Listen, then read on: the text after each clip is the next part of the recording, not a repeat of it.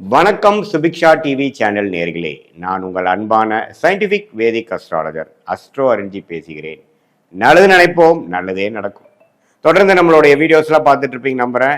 Scientific வேதிக் astrology முறைப்படி எந்த விதத்திலும் நாம் பரிகாரங்கள் மூடநம்பிக்கைக்குள்ள போகாமல், மிகைப்படுத்தாமல், அறிவியல் சார்ந்த முறையில் நாம் போன ஜென்மத்தில் செய்த பாவ புண்ணியங்களுக்கு ஏற்ப இந்த பிறப்பில் எத்தகைய ஒரு கர்ம பலன் நம்மளுடைய கண் முன்னாடே வாழ்க்கை சம்பவங்களாக உருவெடுத்து அது சாதகமான சம்பவங்களா அல்லது சாதகமற்ற சம்பவங்களாக மாறுவதற்கு இந்த ஒளி தத்துவம் எப்படி நமக்கு துணை புரிகிறதுங்கிறது நம்ம துல்லியமாக பார்த்து கொண்டிருக்கிறோம்.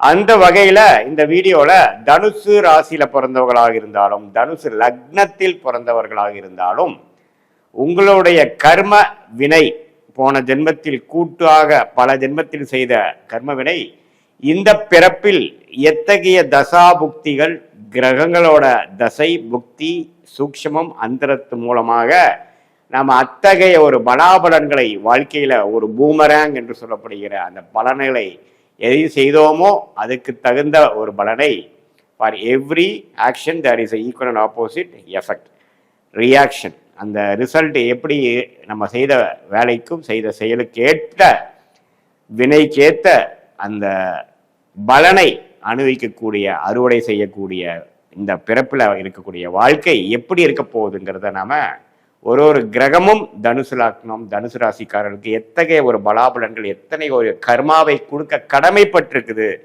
எது மாதிரி காரதூத்தை கொடுக்குது போக எது மாதிரி ஆதிபத்தியத்தை கொடுக்க போகிறது, எது மாதிரி ஒரு கர்ம வினையை நமக்கு கொடுக்க போகிறது, அது எத்தகைய தன்மையில் இருந்தால் எப்படி கொடுக்குங்கிறத நம்ம துல்லியமாக பார்க்க போகிறோம். அதுக்கு முன்னாடி சேனல் ஃபஸ்ட் டைம் வரவங்க மறக்காமல் சப்ஸ்கிரைப் பண்ணுங்கள். தொடர்ந்து நம்மளோட வீடியோஸ் உங்களை அடையும். இப்போ பார்த்தீங்கன்னா தனுசு லக்னம், தனுசு ராசியில் பிறந்தவங்கன்னா தான் உங்களுக்கு மிக முக்கியமான ராசி அதிபதி, லக்ன அதிபதியாக யார் வருகிறான்னு பார்த்தா குரு, வியாழன் என்று சொல்லப்படுகிற குரு பகவான், இங்கிலீஷில் ஜூபிட்டர்னு சொல்கிறோம். அவர் தான் பார்த்தீங்கன்னா இந்த உலகத்திலேயே பிரசித்தமான ஒரு சுபகிரகம், நம்பர் 1 சுபர் கிரகம். அந்த குரு மட்டும் இல்லைன்னா நம்ம உலகம் நல்ல ஒரு அமைப்பில் இருக்காது, குரோத் இருக்காது, பணம் இருக்காது, நிதி இருக்காது, குழந்தைகள் இருக்க மாட்டாங்க, உயிர் இருக்காது. ஸோ சூரியனோட ஒளியை பிரதிபலிக்கக்கூடிய, அந்த இரட்டிப்பாக பிரதிபலிக்கக்கூடிய அந்த கிரகம்தான் சுபகிரகத்திலேயே முதன்மையான கிரகம் என்று சொல்லப்படுகிற குரு. அதுக்கு அடுத்தது தான் சுக்கிரன், புதன், அதுக்கப்புறம் பௌர்ணமிக்கு அருகில் இருக்கும் சந்திரன். அப்புறம் அந்த எந்த மாதிரி சூரியனுக்கும் சந்திரனுக்கும் உள்ள இடைவெளியை பொறுத்து சந்திரனோட ஒளி கம்மியாகுது அதிகமாகுதுங்கிறது பார்ப்போம்.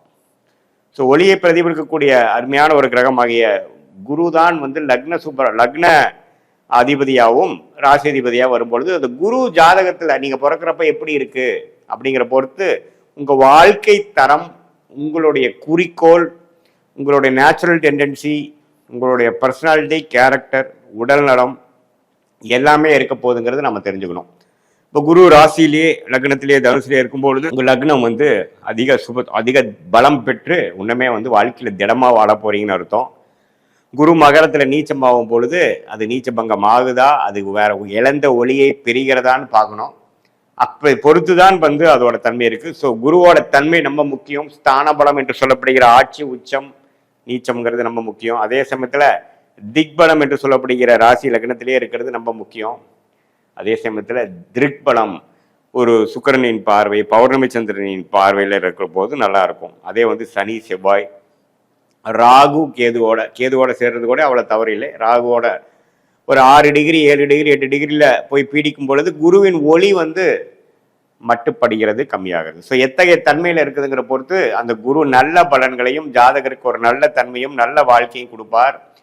சனி செவ்வாய் ஆகுவதோடு சம்மந்தப்படும் போது வாழ்க்கை ஒரு போராட்டமாகவும், ஜாதகரே கொஞ்சம் பாதிக்கப்பட்டவராகவும், முழுசான ஒரு அறிவு, ஒரு மூளை, ஒரு திடமான ஒரு செயல்திறன் இல்லாதவராக இருப்பார்.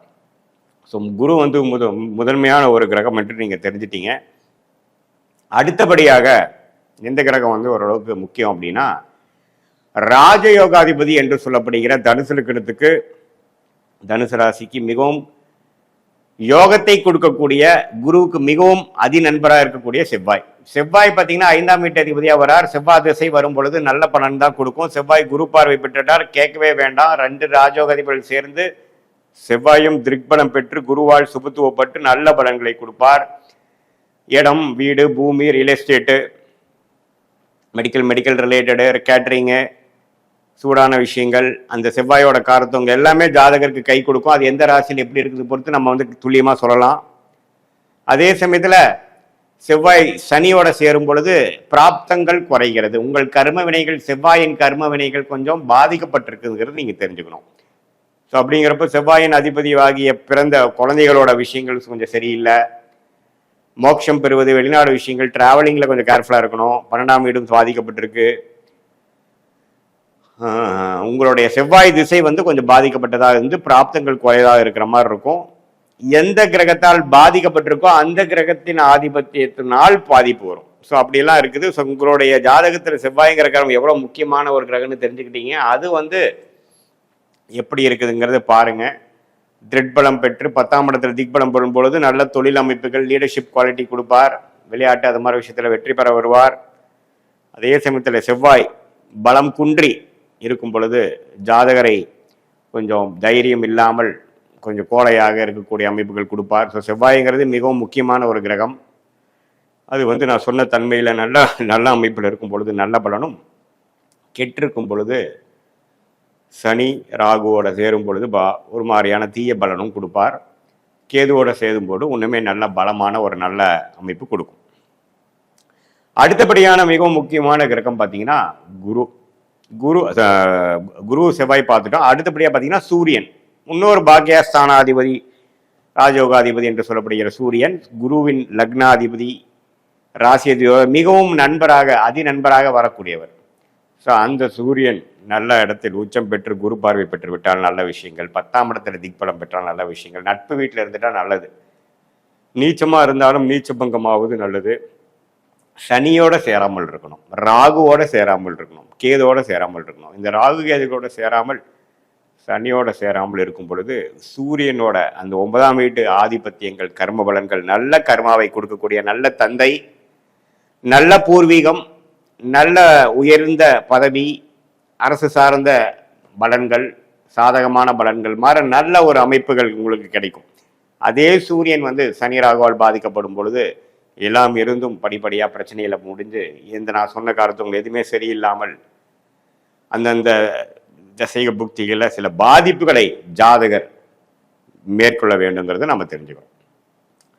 ஸோ குரு செவ்வாய் சூரியன் மிகவும் முக்கியமான கிரகமாக, அருமையான கிரகமாக, தேவைப்படக்கூடிய கிரகமாக தசையாக தனுசு லக்ன தனுசு ராசிக்காரர்களுக்கு வருகிறது. அடுத்தபடியாக வரவே கூடாத மிகவும் சுமாரான தசையாக கன்சிடர் பண்ணக்கூடியது சுக்கிரன்.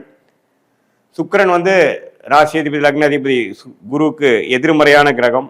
சுக்கிர திசை 20 வருஷம் வரும்பொழுது ஜாதகரை வந்து கொஞ்சம் பாதிக்க வாய்ப்பு உண்டு. அது சுக்கிரன் 6ஆம் வீட்டுக்கே கனெக்ட் ஆகி ருணச்சத்துரு பாவத்துக்கு வரும் பொழுது கொஞ்சம் கடன் விஷயங்கள், ஃபினான்ஷியல் விஷயங்கள் கொஞ்சம் பிரச்சனையாகும். ராகுவோட சேரும் பொழுது ராகு திக்பலம் பெற்று சுக்கிரன் கெடுகிறார். சுக்கிர திசை நல்லா இருக்காது, ராகு திசை நல்லா இருக்கும். கடன், நோய், எதிரி, வம்பு வழக்கை கொடுக்கக்கூடிய சுக்கிரன் வந்து ஓரளவுக்கு நன்றாக நட்பு வீட்டில் இருந்துட்டா பிரச்சனை இல்லை. ஒரு பகை பெற்று பாவத்துவமாக சனி செவ்வாய் ராகுவோட சேரும் பொழுது ஒரு சுக்கிரன் சம்பந்தப்பட்ட விஷயங்கள்ல வந்து நமக்கு கர்மா நல்லா இல்லைன்னு தெரிஞ்சுக்கணும். சுக்கிரனுங்கிறது என்ன? பெண்கள் விஷயங்கள், ஹோட்டல், வண்டி, வாகன விஷயத்துல நமக்கு பிராப்தங்கள் குறைவு, அது மாதிரி விஷயங்கள்லாம் சுக்கிர திசையில பாதிப்புள்ளாக இருக்க வாய்ப்பு இருக்குதுங்கிறது நம்ம தெரிஞ்சுக்கணும். அதே ஒரு பௌர்ணமி சந்திரனின் பார்வையில குரு 5ஆம் பார்வையா பார்த்து ஓரளவுக்கு ஒளி பொருந்திய நல்ல அமைப்புல இருக்கும் பொழுது 4ஆம் இடத்துல திக்பலம் பெறும் பொழுது சுக்கிரன் ஓரளவுக்கு அந்த 6ஆம் வீடு வழியாக ஒரு விசித்திரமான ஒரு குதர்க்கமான வழியில ஒரு நல்ல பலனை கொடுக்கக்கூடிய அமைப்பு இருக்கு. சொகுசு வாழ்க்கை உண்டு, நல்லாவே ஓரளவுக்கு வளமாக வாழக்கூடிய அமைப்பு இருக்குங்கிறது தெரிஞ்சுக்கணும். ஸோ உங்கள் ஜாதகத்தில் சுக்கிரன் எப்படி இருக்காருன்னு பார்த்து உங்கள் கர்ம பலன் எப்படி செயல்பட போகுதுங்கிறது தெரிஞ்சுக்கங்க.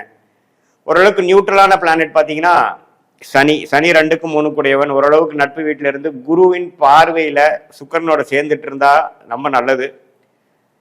5ஆம் இடத்துல புத்திர விஷயத்துல வந்து நீச்சமாக இருந்தாலும் குரு பார்வை பெற்றுட்டா தப்பு இல்லை. அதே ராகுவோட சேர்ந்துட்டார், செவ்வாயோட சேர்ந்துட்டார்னா புத்திர தோஷத்தை கொடுத்துருவார். ஸோ உங்கள் ஜாதகத்தில் சனி எந்த அளவுக்கு நல்லா இருக்கிறாருங்கிறத நீங்கள் பார்த்துக்குங்க. அது ஒரு நியூட்ரலான ஒரு பிளானட் தான். புதன் பாதகாதிபதியாக வரார். உபய லக்ன உபய ராசிக்கு பாதகாதிபதியாக வருவார் வந்து புதன். புதன் வந்து ராகு கேதுகளோட சேருவது தவறு, அதே சமயத்தில் சனி செவ்வாயோட சேருவது தவறு. ஸோ புதன் வந்து பாதக வீட்டிலேயே கனெக்ட் ஆகி சில தசாபுக்திகள் நடக்கும்போது பாதகமான செயல்கள் ஜாதகருக்கு ஒரு பாதகத்தை கொடுக்க வாய்ப்பு உண்டுங்கிறது தெரிஞ்சுக்குங்க. ஸோ புதனுங்கிறது ஓரளவுக்கு கேர்ஃபுல்லாக இருக்கக்கூடிய ஒரு கிரகம் தான். ஸோ கடகம் பார்த்தீங்கன்னா அட்டமாதிபதியாக வருகிறார். ஜாதகருக்கு ஆயுசை கொடுக்கக்கூடிய ஒரு கிரகமாக வெளிநாடு வெளி மாநிலத்தை செல்லக்கூடிய இதாகவும், சந்திரன் கொஞ்சம் கெட்டு இக்கட்டான ஒரு சூழ்நிலையில் இருக்கும்போது இக்கட்டான ஒரு ஒரு கேவலம் பிரச்சனைகள் வம்பு வழக்குகளை கொடுக்கக்கூடிய அமைப்பு இருக்கு. இதே சந்திரன் ஓரளவுக்கு ஒளி பொருந்திய சந்திரனாக செவ்வாயோட ராஜோகாதிபதியோட சேர்ந்து அல்லது குருவோட சேர்ந்து குருவோட பார்வையில் இருக்கும் பொழுது உயில் விஷயங்கள், அன்னன் இன்கம், பார்ட்னர் மூலமாக சம்பாதிக்கிறது, கணவனாக இருந்தால் மனைவியாக இருந்தால் கணவனுங்கிற மூலமாக நல்ல சொத்து சேர்ப்பது, ஓரளவுக்கு வசதி வாய்ப்புகளோட வாழ்வதுங்கிற மாதிரி கொடுக்கும். ஸோ உங்களுடைய ஜாதகத்தில் சந்திரன் எப்படி இருக்காருங்கிறத பார்த்து அத்தகைய பலன்கள் நீங்கள் எடுத்துக்கலாம்.